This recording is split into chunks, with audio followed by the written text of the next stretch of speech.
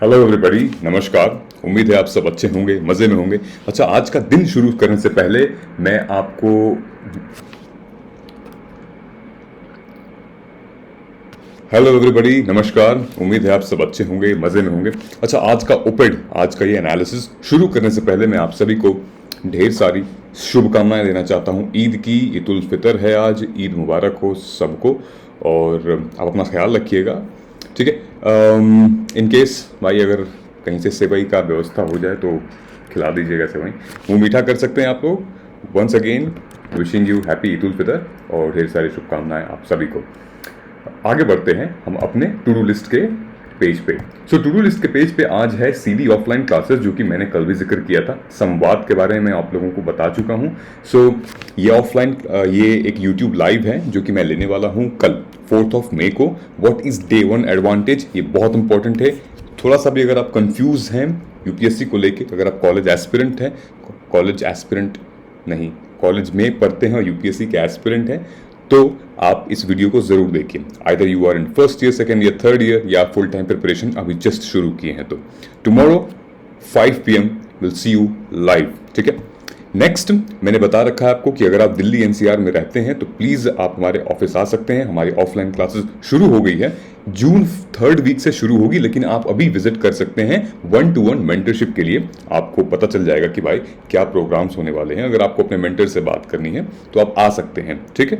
सिविस daily की official जो classes होती हैं वो करोल बाग मेट्रो स्टेशन के नीचे आप आ सकते हैं, ठीक है। नेक्स्ट, संवाद और डिबेट। ये मैंने आप लोगों से रिक्वेस्ट की थी कि प्लीज़ आप मुझे इसका टॉपिक बताइए, 2-3 टॉपिक बताइए, उस पर हम लोग तैयार करेंगे, ठीक है। 7 बजे करीब हम लोग लेंगे, दैट्स वो हम लगभग 7 PM करीब, ठीक है। तो हम लोग वो डिस्कस कर सकते हैं, ठीक है। ये हमारा कम्युनिटी स्पेस है, जैसे कि मैंने आपसे पहले भी कहा है। कम्युनिटी स्पेस में आइए, मैं वीडियोस और अपने PDF वगैरह उसी में डालता हूँ, शेयर करता हूँ, डिस्कशन होती है, and then we will take this forward. Alright, and please do not forget to like, share and subscribe, and ऐसा ही कुछ आएगा जब आप बेल आइकॉन हिट करोगे तो ऐसी नोटिफिकेशन आएगी आपके स्क्रीन पर भी। तो चलिए आज का आर्टिकल शुरू करते हैं हम। आज LIC के बारे में बात आ रही है। LIC, life Insurance corporation, Bharatiya Jeevan बीमा निगम। आखिर क्यों ये आर्टिकल आज आया है, आज चलते हैं आज के द हिंदू न्यूज़पेपर में। बहुत बढ़िया आर्टिकल है, बहुत ही मोटिवेटिंग, एम्पावरमेंट के साथ बहुत अच्छा आर्टिकल है। I recommend everybody should read it, मजा आएगा, ठीक है। उसके बगल में एक जो आर्टिकल आप देख रहे हैं, delay in the pens of death row, हल्का सा कवर करेंगे इसको भी और ज्यादा डिटेल में जाएंगे। सबसे पहले हम आते हैं इस पे, LIC is more than a corporate power house. Okay, अच्छा ये बात क्यों आई है, ये बात LIC का क्यों आया है आज के टाइम पे, आज न्यूज़पेपर में क्यों आया है LIC को लेके?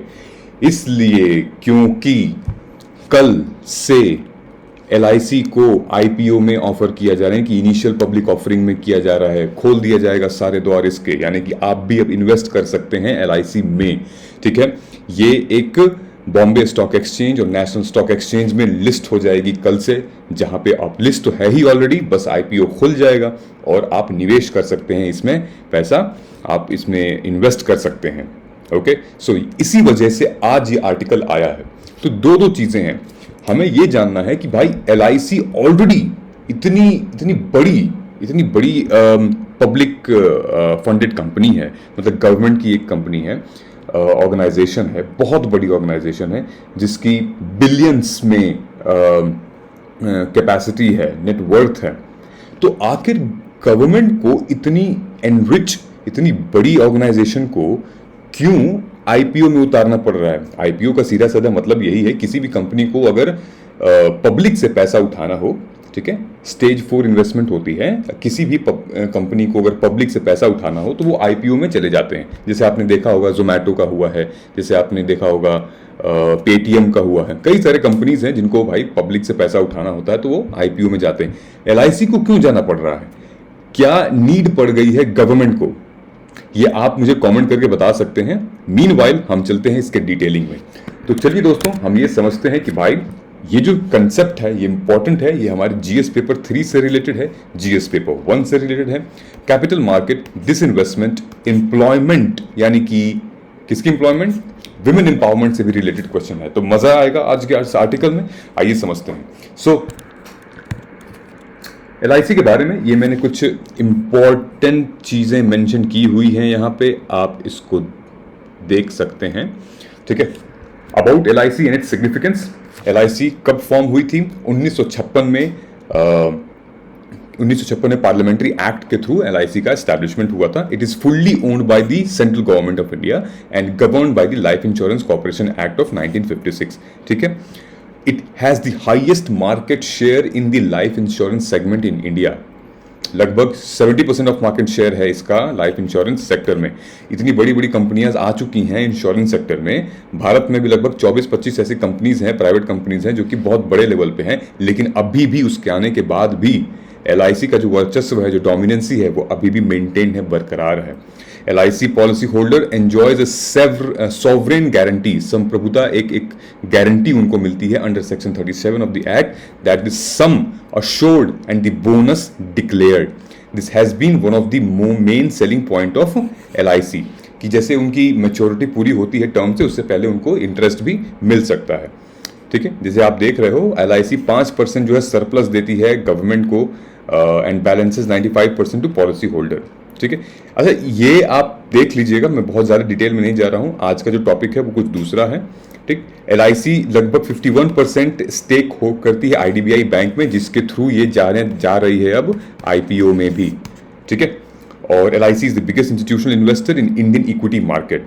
लगभग कहा जा रहा है 72,000 करोड़ का बजट टच किया था, का रेवेन्यू टच किया था 2019 और 20 में।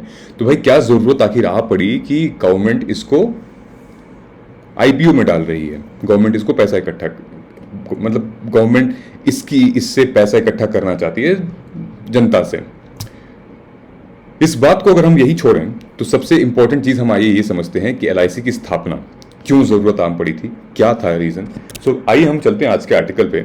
सो बेसिकली ये नेहरू जी का एक विजन था कि भाई हमारे भारत में कुछ ऐसी इंस्टीट्यूशंस होनी चाहिए जो कि हमारे जो एजुकेशन सिस्टम है, हमारे लिटरेसी सिस्टम है, उसको हम आगे कर सकें।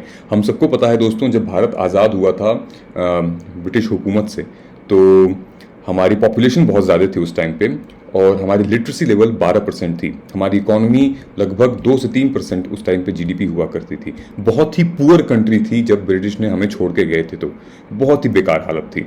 लेकिन कुछ विजन थे नेहरू जी के, और उनसे रिलेटेड जितने भी स्टेक होल्डर्स थे उस टाइम पे, जो कॉन्स्टिट्यूशन कमेटी के चेयरमैन थे, और फिर जितने भी एडुकेटेड लोग थे, उन लोगों का ये मानना था कि हमें एक इंस्टीट्यूशंस खड़े करने पड़ेंगे, जैसे कि भाई ऑयल्स से लेके स्टील तक, डैम से लेके हाईवे तक, IIT से लेके डिजाइनिंग इंस्टीट्यूट तक, they have all covered every segment of economic activity.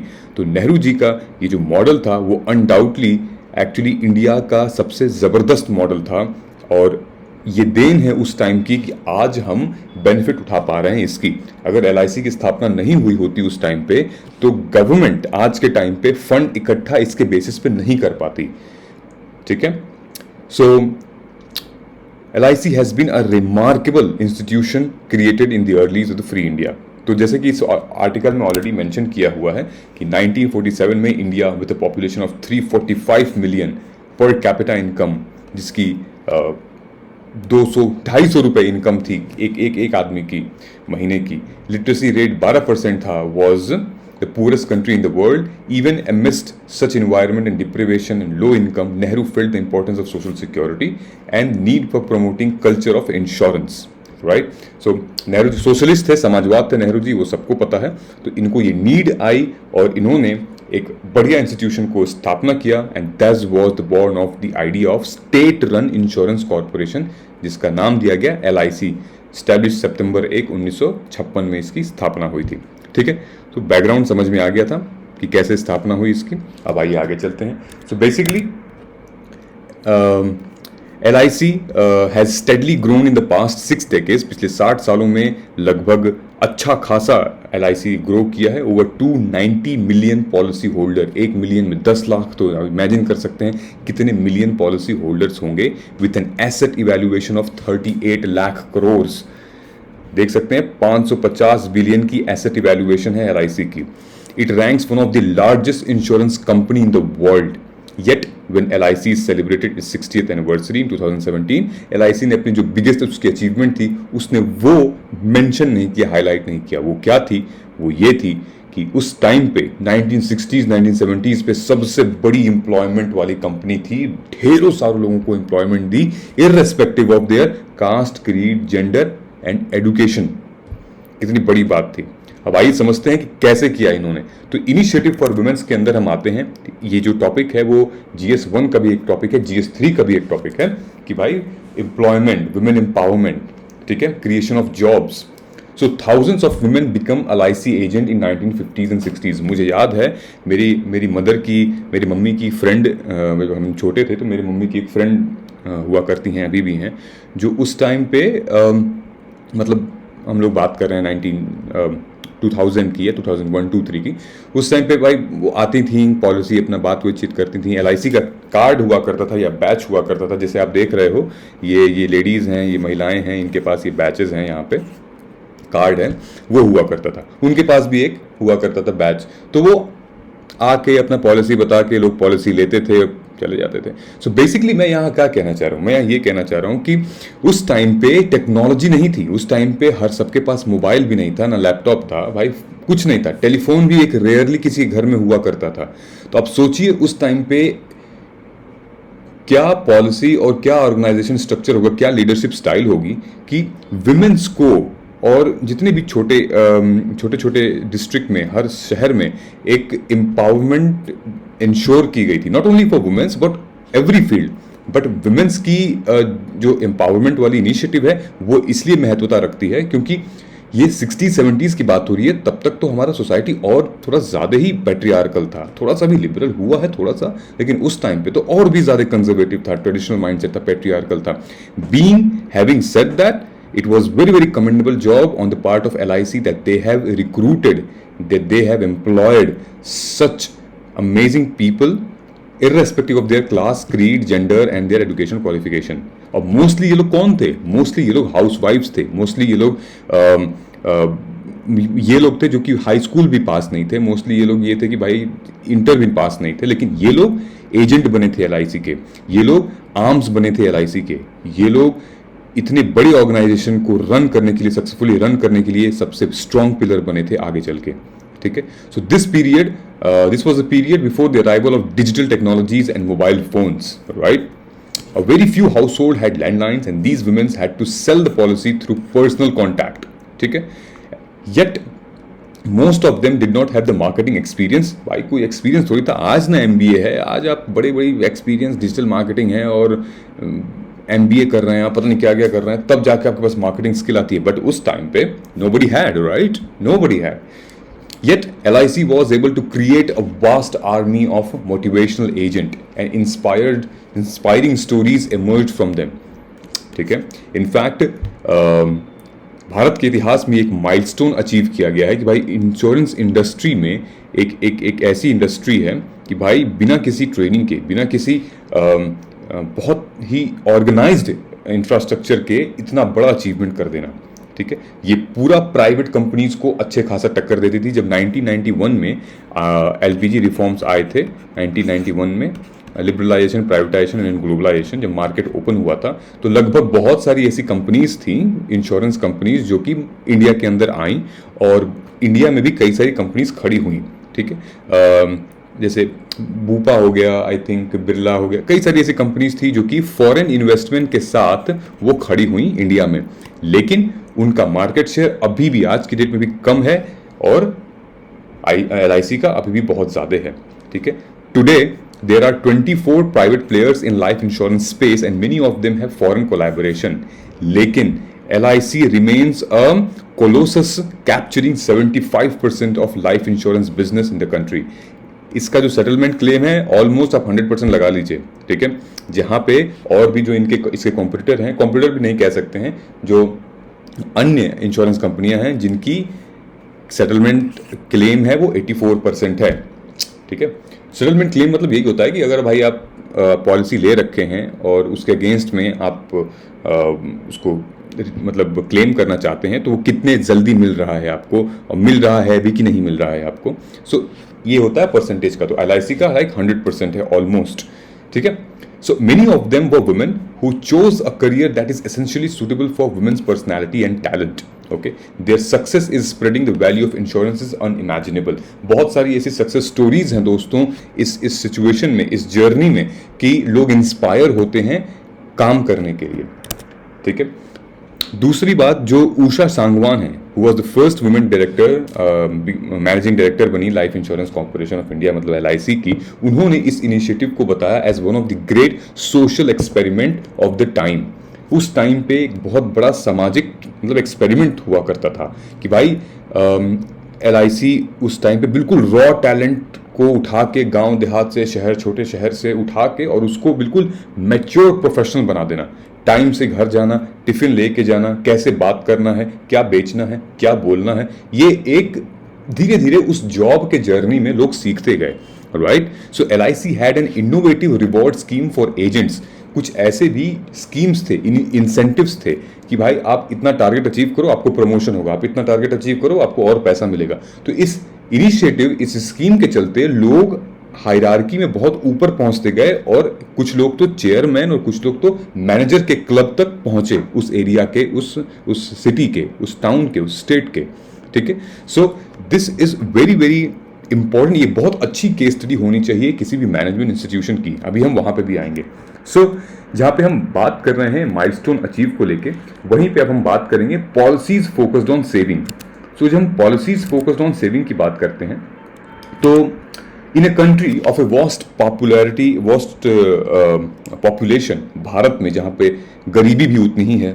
ठीक है. लगभग 69%, 68% गरीब हैं अभी भी हमारे देश में और 21% इज अमीर. अमीर मतलब कि जिनके पास अच्छा खासा पैसा है, अपना अच्छा खासा दिन गुजार सकते हैं.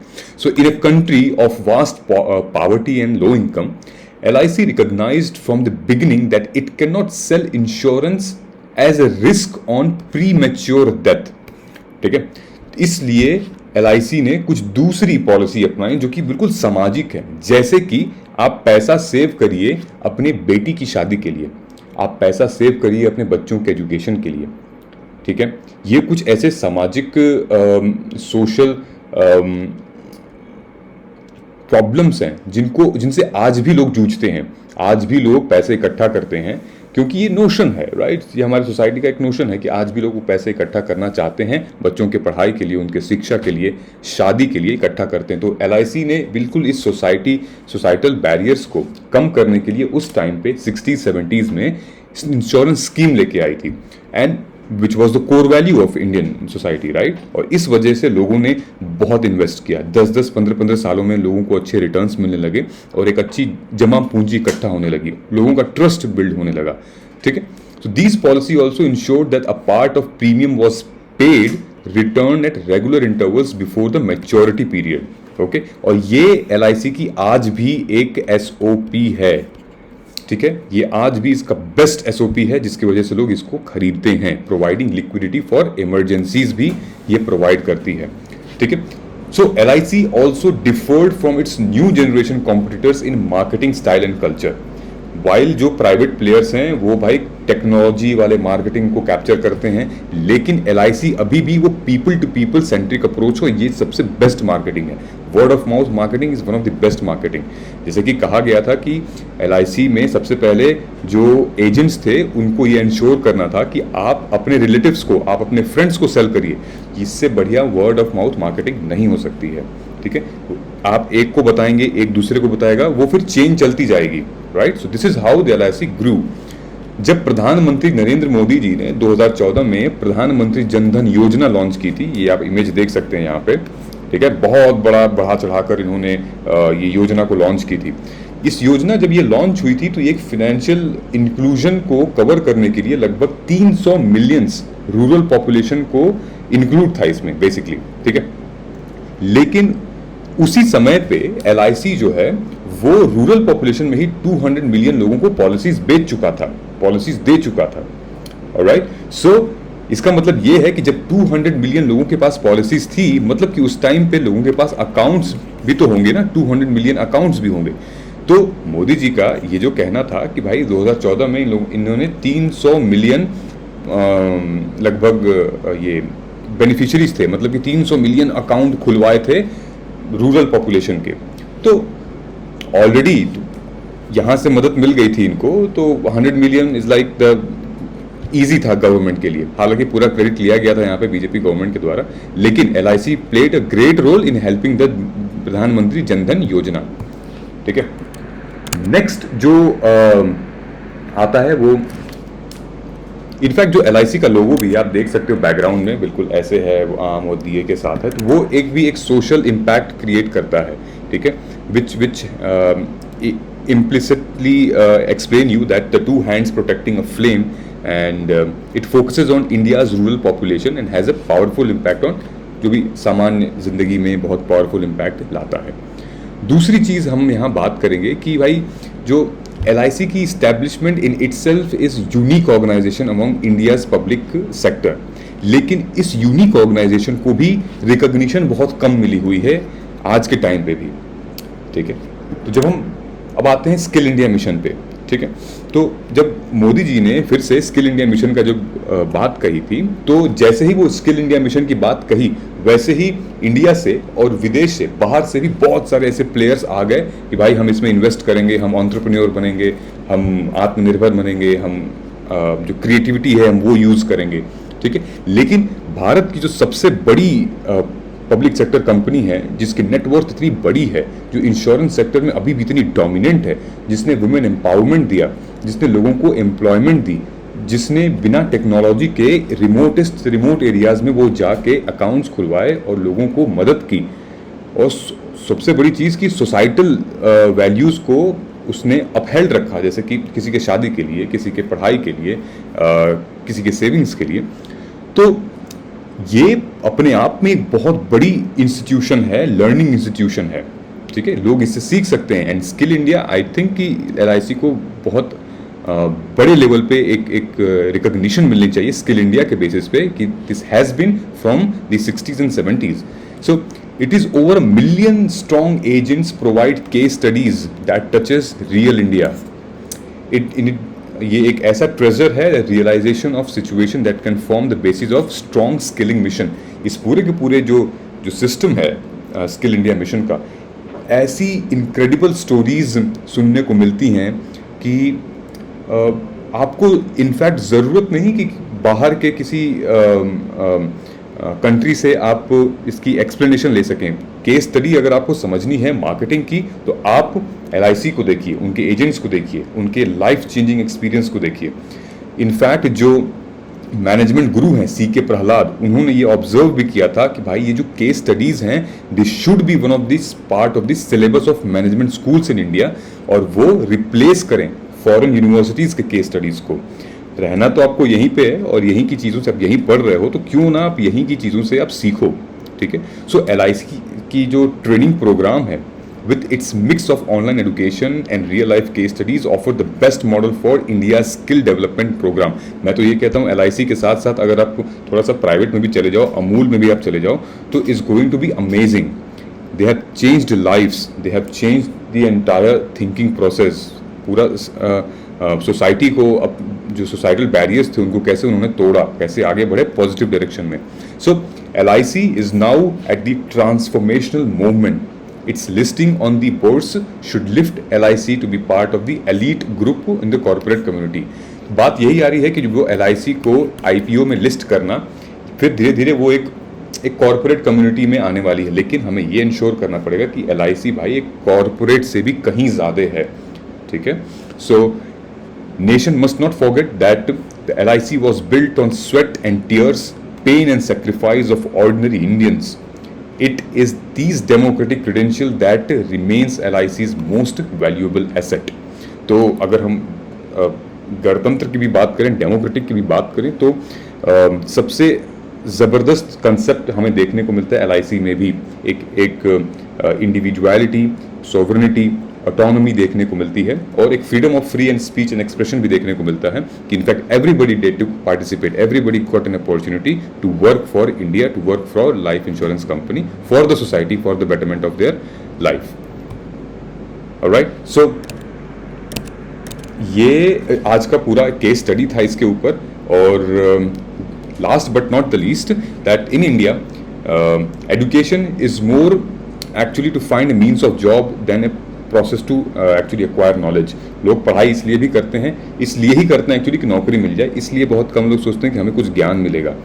ऐसे बहुत कम लोग हैं जो लोग इस रास्ते पे चलते हैं. लेकिन जब आप ज्ञान के पीछे भागोगे तो फिर जॉब अपने आप आपके पीछे दौड़ने लगेगी. जॉब की कोई कमी नहीं होगी. आपको अच्छा नॉलेज चाहिए, आपको अच्छा एक्सपीरियंस चाहिए, आपको कॉन्फिडेंस चाहिए, जॉब तो यूँ मिल जाएगी आपको. सो LIC's relevance comes from its track record of creating vast number of employment opportunities of ordinary Indians, चाहे वो मेल हो, फीमेल हो, अर्बन हो, रूरल हो. ठीक है, तो एजुकेशन सिस्टम शुरू से ही ऐसा रहा है कि भाई नौकरी पढ़ लो तो नौकरी मिलेगी. तो LIC उस पर खरा उतरा है ऑलरेडी. ठीक है, so this has been a very enriching learning from the entire article. और still in case you have any doubt please feel free to ask. अच्छा, इससे रिलेटेड मैंने 2 क्वेश्चन लिखे हुए हैं. क्वेश्चन एक ये है, एक तो कौन सी ऐसी स्कीम है जो गिनीज वर्ल्ड ऑफ रिकॉर्ड्स में इसका नाम है, क्योंकि ऑलरेडी इतने सारे अकाउंट होल्डर हैं इसके. ठीक है, ये स्कीम का आप नाम बता दीजिए. गवर्नमेंट ऑफ इंडिया की स्कीम है, वो आप मुझे कमेंट करके बता सकते हैं. हमारे उस पर भी आ सकते हैं आप कम्युनिटी स्पेस पे. और दूसरी चीज़ ये है, LIC के ही ऊपर, LIC के प्राइवेटाइजेशन होने पे या डिसइन्वेस्टमेंट होने पे है. और दूसरा हेल्थ इंश्योरेंस की जो समस्याएं हैं भारत में उससे रिलेटेड हैं, वो कमेंट करके आप बता दीजिएगा. ठीक है, दूसरे आर्टिकल पर हम चलते हैं. ये है delay and the pens of death row. ये बिल्कुल सेम आर्टिकल है जो अगर आपने मेरा ये वीडियो देखा होगा, ये वाला जो मैंने आई थिंक फ्राइडे को रिलीज़ किया था, रीविजिटिंग डेथ पेनल्टी ज्यूरिस्प्रूडेंस. इस वीडियो को आप फिर से देख लीजिएगा, आपको चीज़ें क्लियर हो जाएंगी. मैं बहुत ज़्यादा डिटेल में नहीं जाऊँगा. हुआ क्या है इस केस में कि बेसिकली ये जो बलवंत सिंह रजौना लगभग 27 साल से जेल में है. ठीक है, और 27 साल से जेल में होने के बाद 15 साल तक उन्होंने डेथ सेंटेंस के रो को अभी डेथ सेंटेंस के रोप हैं बेसिकली. और ये जो हमारी सेंट्रल गवर्नमेंट है ये अभी कंफर्म नहीं कर पा रही है कि भाई इनको फांसी दें या फिर क्या करें. तो क्यों फांसी दें? सो बेसिकली बलवंत सिंह जो हैं वो उनको फांसी की सज़ा दी गई थी. क्यों? क्योंकि पंजाब के चीफ मिनिस्टर हुआ करते थे बीसन सिंह. उनकी असैसिनेशन, उनकी हत्या, उनके मर्डर का 1995 में उनका मर्डर हुआ था. और बलवंत सिंह का सबसे बड़ा नाम आया था उनका. Balwant Singh was the prime accused. इस वजह से उनको अरेस्ट किया गया था और उनके ऊपर सबसे पहले तो असैसिनेशन की जो भी धारा थी 304, 302 सब लगाई गई थी. उसके बाद उनको जेल में कारावास में डाला गया था. और जब उनको डाला गया उसके कई सालों बाद फिर जो जजमेंट आई थी कोर्ट्स की, वो यही थी कि भाई इनको डेथ पेनल्टी दी जाए. लेकिन वो डेथ पेनल्टी वो टलती गई क्योंकि राइट टू लाइफ के अगेंस्ट में कई सारे पेटिशंस डाले गए थे. तो आज भी जो शिरोमणि गुरुद्वारा प्रबंधक कमेटी है SGPC, वो सुप्रीम कोर्ट में ये पिटिशन फाइल करी है. किस लिए? मर्सी पिटिशन फाइल की है. किसके against? On behalf of home? On behalf of Balwant Singh against ये जो डेथ पेनल्टी है. तो बेसिकली अब प्रेसिडेंट जो रामनाथ कोविंद हैं वो अब भाई जो स्टेट गवर्नमेंट है, जो सेंट्रल गवर्नमेंट है, उससे डिसाइड करके बताएंगे भाई क्यों है, कैसे है, सेंट्रल गवर्नमेंट कब इस पर डिसीजन लेगा. सो बेसिकली जो सुप्रीम कोर्ट है उसने 30 अप्रैल को, यानी कि 2 दिन पहले, अभी एक न्यूज़ आई है, वो यही आई है कि वो सरकार को 2 महीने का टाइम और दे रही है मर्सी पिटिशन का. तो जब सुप्रीम कोर्ट ने स्टेप इन कर लिया है इस पर, तो ऐसा लगता है कि शायद कुछ चीज़ें हो सकती हैं. क्योंकि आप ये देखेंगे कि इस केस में जो पंजाब में जो केस हुआ था, कौन सा केस जो हमने डिस्कस किया था, Bachchan Singh versus state of Punjab, उस केस की जो कॉन्स्टिट्यूशनैलिटी थी, उस केस की जो इंटरप्रिटेशन थी, वो केस सुप्रीम कोर्ट की वो आदेश इस जजमेंट में नहीं फॉलो किया गया था. ठीक है, सो ही यहाँ पे ये वाला जो मैंने हाईलाइट किया है, his sentencing carried out by the courts neglected the supreme courts mandate on Bachchan Singh versus state of Punjab on stating special reason before imposing the extreme punishment. तो जो बच्चन सिंह वाला जो मामला था उसमें यही था कि आप जब रेयरेस्ट ऑफ रेयर केस में, सबसे पहले तो जब आप किसी को डेथ पेनल्टी दोगे तो that case should be rarest of rare case, and then फिर आप उसको डिफाइन करोगे एक स्पेशल केस में. स्पेशल केस में जैसे कि क्राइम, कौन सा क्राइम है. दूसरा, क्राइम की पनिशमेंट क्या है, और तीसरा कौन है क्रिमिनल। ये तीनों को आप एक एज ए स्पेशल केस उसको डिफाइन करोगे, उसको जस्टिफाई करोगे आप, ठीक है। तो ये सारी चीज़ें इस वाले केस में बलवंत सिंह के केस में नहीं हुई है, ठीक है। जो भी, क्योंकि बहुत सुप्रीम कोर्ट का ये कहना था कि बहुत लास्ट रिजॉर्ट होना चाहिए, जब हमारे पास कोई विकल्प नहीं हो, जब हमारे पास कोई पनिशमेंट नहीं बची हो उस क्राइम के अगेंस्ट में, तब हमें डेथ पेनल्टी की पनिशमेंट देनी चाहिए, and that would be the rarest of the rare case. तो जैसे कि मैंने उस आर्टिकल में भी कवर किया था कि पिछले लगभग 10 सालों में 1300 से ज़्यादा डेथ सेंटेंस दिए गए हैं। ऐसा लगता है कि बिल्कुल मतलब आप किसी को 4-10 साल की सज़ा दे रहे हो, आप ऐसे डेथ सेंटेंस सुना रहे हो। So this has a very negative impact on being a democratic country as India, क्योंकि जितने भी डेमोक्रेटिक कंट्री हैं वर्ल्ड में, most of them death penalty को अनकॉन्स्टिट्यूशनल घोषित कर रखा है, ठीक है। ये तो था एक मुद्दा। दूसरा मुद्दा ये है कि जब एक व्यक्ति 27 साल से एक आरोप के अगेंस्ट में जेल में बंद है, और 15 साल से ये आरोप लगा है कि भाई इस केस के अगेंस्ट में आपको डेथ पेनल्टी दी जाएगी, यानी कि फांसी की सज़ा दी जाएगी, उस सिचुएशन में जो मेंटल स्टेट है, जो मेंटल वेलबींग है उसकी, वो डिटोरिएट होती जाती है। तो यहाँ पे एक प्रोजेक्ट है, प्रोजेक्ट का नाम है 39A report. The findings of the project 39A's report death वर्दी जिसका नाम था, ये एक स्टडी की गई थी on the mental health of prisoners on death row in India. आज अगर किसी प्रिजनर की फांसी की सज़ा डिसाइड होती है, तो आज से लेके न जाने कब उसकी वो हैंगिंग होगी, या फिर उसके अगेंस्ट में कोई पेटिशन डाल देगा तो वो डिले हो जाएगी। वो जो पीरियड है, वो जो पूरा डिले का पीरियड है, उस बीच में जो मेंटल स्टेट है, जो मेंटल वेलबींग है, वो एक प्रॉब्लम क्रिएट करता है उस इंसान के लिए, उस पर्सन के लिए। उसी से रिलेटेड इस आर्टिकल में लास्ट में बात की गई है कि it shows that these things has been segregated, alienated and stigmatized experience of being on a death row may result into mental illness. Balwant Singh has endured a delay of 10 years in the decision of his mercy petition. Although it has been imprisoned 27 साल से वो खैर jail में है, with severe toll on his physical and mental health. Yet the indecisions from the executive is likely to continue with political consideration dwarfing it. So कहीं ना कहीं एक राजनीतिक मुद्दा भी है, कहीं ना कहीं एक ये माइनॉरिटीज़ का भी मुद्दा है, और एक अपर कास्ट का भी मुद्दा है यहाँ पे। सो पंजाब के जो चीफ मिनिस्टर हुआ करते थे उस टाइम पे, जिनकी हत्या हुई थी, उनका एक इमोशनल एंगल भी है पंजाब में।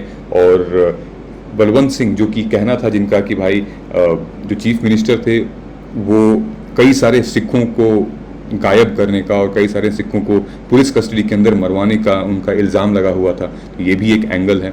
सो इन सारे एंगल्स को देखते हुए सुप्रीम कोर्ट ने 2 महीने की और मोहलत दी है सेंट्रल गवर्नमेंट को कि भाई आप इस पर विचार विमर्श करिए, और विचार विमर्श करने के बाद फिर रामनाथ कोविंद जो मर्सी पिटीशन फाइल करते हैं। हम सबको पता है दोस्तों, गवर्नमेंट के पास, प्रेसिडेंट के पास पावर होती है मर्सी पिटीशन को रिमूव करने की, रिपील करने की, विड्रॉ करने की। और आप मुझे बता दीजिए वो कौन से आर्टिकल में प्रेसिडेंट के पास ऐसी पावर होती है, वो आर्टिकल का नाम बता दीजिए। दैट्स इट, ठीक है। तो ये रहा आज का न्यूज़ इस केस के बारे में, ज्यूरिस्प्रूडेंस के बारे में, डेथ पेनल्टी ज्यूरिस्प्रूडेंस के बारे में। अगर आपको जानना है तो मेरी ये वीडियो ज़रूर देखिएगा, अभी 3 दिन पहले की है, पूरा समझ में आ जाएगा आपको। ओके, चलिए आप अपना ख्याल रखिए, इन क्वेश्चंस को अटेंड करिए, और कोई भी डाउट हो please feel free to ask, and हमारी जो कम्युनिटी स्पेस है वहाँ पे आप आके पूछ सकते हैं, ठीक है। आप अपना ख्याल रखिए दोस्तों, तब तक जय हिंद,